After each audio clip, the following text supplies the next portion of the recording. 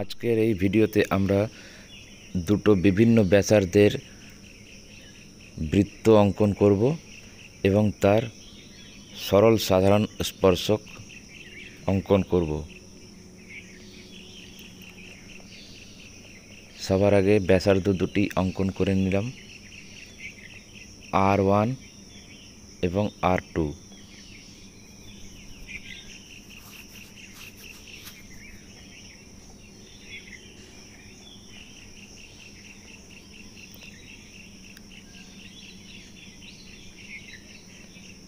এই বড় রেখাংশ হচ্ছে R1 এবং ছোট রেখাংশ হচ্ছে R2।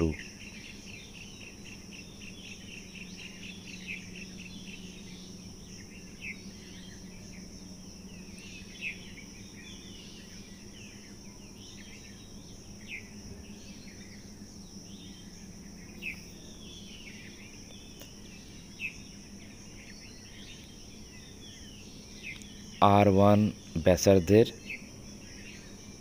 একটি বৃত্ত, এরপরে R2 ব্যাসার্ধের অন্য একটি বৃত্ত অঙ্কন করলাম।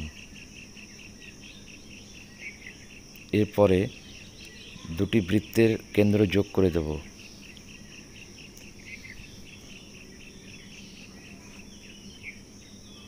আর একটি বৃত্ত অঙ্কন করব, যেটা হবে, যার ব্যাসার্ধ হবে R1 মাইনাস R2।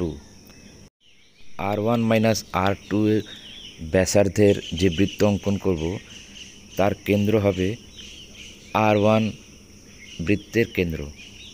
এরপরে কেন্দ্র দুটি যোগ করে দিলাম, যোগ করে এর লম্ব সমদ্বিখণ্ডক অঙ্কন করলাম। যে মধ্যবিন্দু পেলাম সেই মধ্যবিন্দুকে কেন্দ্র করে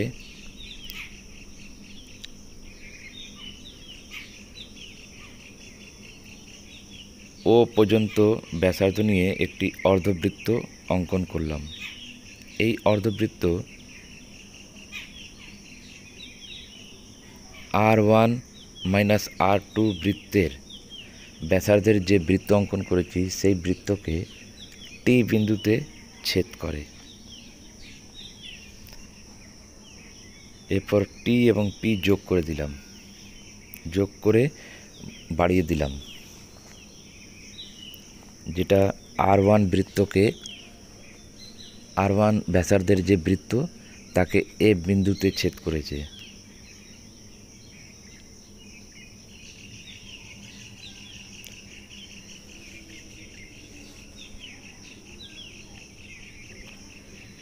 এরপরে P বিন্দু থেকে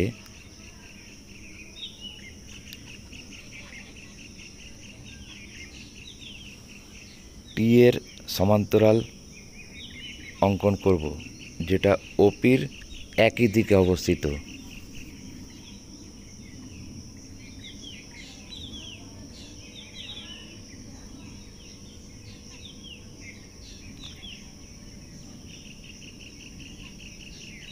এই সমান্তরাল R2 ব্যাসার্ধের বৃত্তকে B বিন্দুতে ছেদ করে। এরপরে A এবং B যোগ করে উভয় দিকে বর্ধিত করলাম। এরপর AB হয়ে গেল সরল সাধারণ স্পর্শক।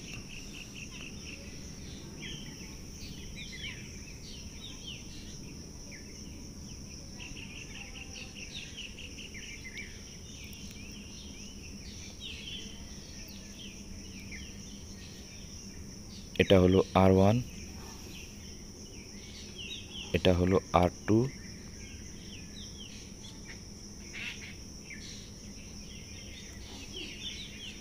এবং এটা হলো R1 মাইনাস R2।